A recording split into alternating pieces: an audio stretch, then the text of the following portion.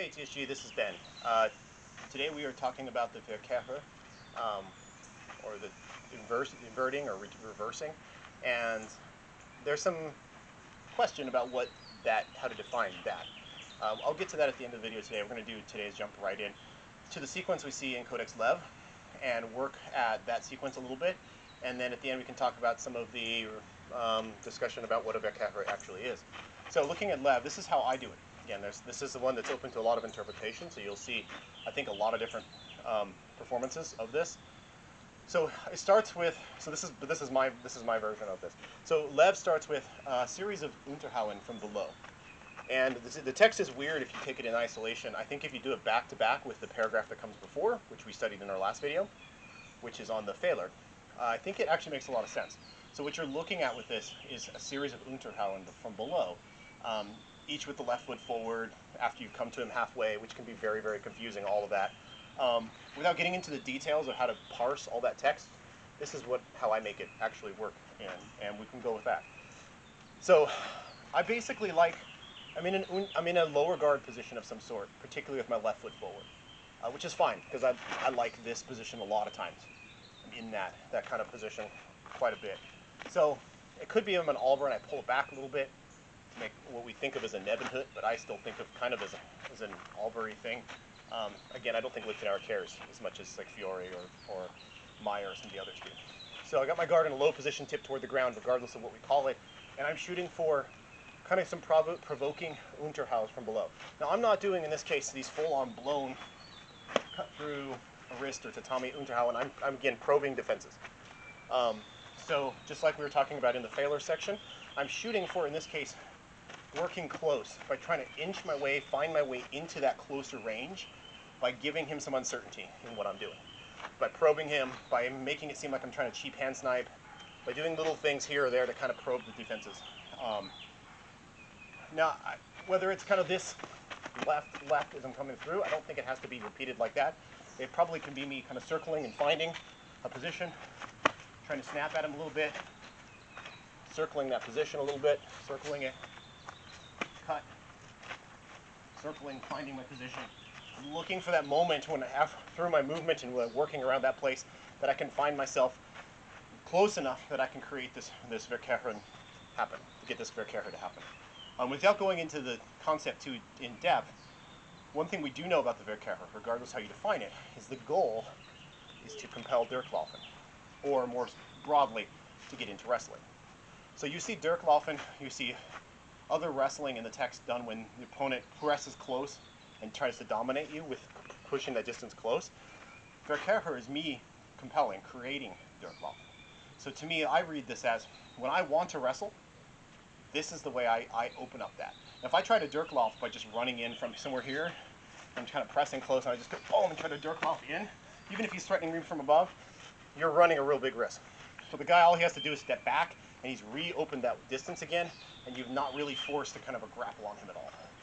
So to me, I see Verkehrer as a way for me to create enough of a threat and close that way in that's safe enough that I can wrestle, if that's what I'm trying to do against the person, for whatever reason. Maybe you don't want to hurt them for real, maybe you're in a tournament and you've got a lot of weight on the other guy or size on the other person, and you want to just be like, okay, I can use wrestling in this case. Maybe you're a really good wrestler and that's your thing, right? Here's how we do it safely, I think, is what we're seeing here. So what I'm trying to do is probe those defenses. And Lev is giving you his favorite position, which is unter, right? And that's okay. If you got another way of doing it, do another way of doing it. What I'm doing is I'm looking for that case where I'm trying to find my way into his distance, right? You don't have to do Lev's version. Obviously, Rome does a different version for some of these things. So there's a way, whoever wrote the Rome manuscript has a different way of doing this approach than whoever wrote the Lev manuscript, right? So we're looking for that place to get into that distance and find it a little closer than you would. Once you find your opportunity, just like the Fehler, you're going to go for that thrust, right? So I'm going to find my place, thrust, and launch that thrust to get them to push against the thrust. Now I could go right into the Fehler, right, from here, just like Lev talks about in the section before, if I wanted to hit him. In this case, I'm not, because I want to wrestle. So I'm coming here, I've created that thrust threat, And I think the reason that this works really well is because the reason you have that left foot starting forward is on that thrust, you are pushing forward with an aggressive passing step on that thrust. Because your goal is to close that distance, right? So what I'm trying to do is find a way to take 2 solid, clean steps close to him safely, right? So I'm starting with the left, because for me as a righty, when I want to launch that powerful thrust from that side, I'm going to do a full pass through. And then immediately, when I move into the next, I'm going to continue through with a step from my left in a second. So I'm here, I find that moment, thrust, pass. Now at this point it says wind up to thrust in, right? So what I'm going to do is, the minute he finds, unlike the failure where I am trying to leave that bind as fast as possible, what I'm trying to do is force him to bind in this case. So I am going to do, once I've created that threat for my thrust, is I'm winding up into this position. Is this the Verkehrer? Is this it, the turning? I don't know. We'll talk about that in a second. Either way, it doesn't matter. I'm in an ox position with a thrust into his face. Why am I doing this? Besides giving me leverage in the bind, which is what I want him to just continue to push really hard against that bind. It also allows me to kind of charge forward, not with the thrust to the face, right? So if my goal is to thrust him in the face, then I could probably do that here in some cases. For whatever reason, wrestling is what I want to do. So I am going to, that thrust might connect through and create a real threat to the face, but if I don't want to, tip offline just a little bit. And even if he's pushing hard, which is my goal to get him to push hard, that tip will be offline, which is okay, right? So he's going to push me offline, and I'm actually going to run forward, for me, this is how I like to do it, with my sword straight forward, and covering me almost in a horizontal, like across my face, here. That kind of just gives me a place to push forward with this barrier toward him, just to push in as I push my next attack forward through. So I create the thrust, I'm winding, and then as I'm winding, I'm going to shoot forward with my left foot as I push straight in through it. So I end up going thrust here. This also puts me into getting ready for durchlaufen, right? So I'm creating this thrust threat. I've wound up. My sword is straight in front of me out, so it's covering my entire front. And as I'm pushing that in, it's very easy for me at that point to let go with my right hand and run through to grapple with my right hand. Again, keeping this arm straight to do my durchlaufen. So, one more time here. I create my thrust threat with my right foot forward. Wind. I'm pressing forward aggressively again with my left foot forward. My sword, backing up so you can see it. My sword is here.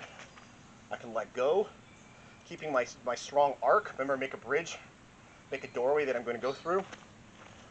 So I'm up here, let go with my right hand. Now I've got grapple here as much as I want.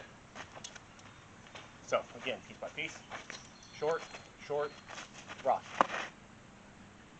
Wind, step, durchlaufen.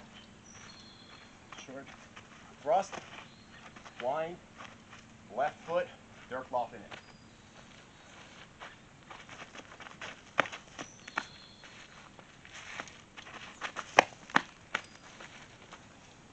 So all together, it's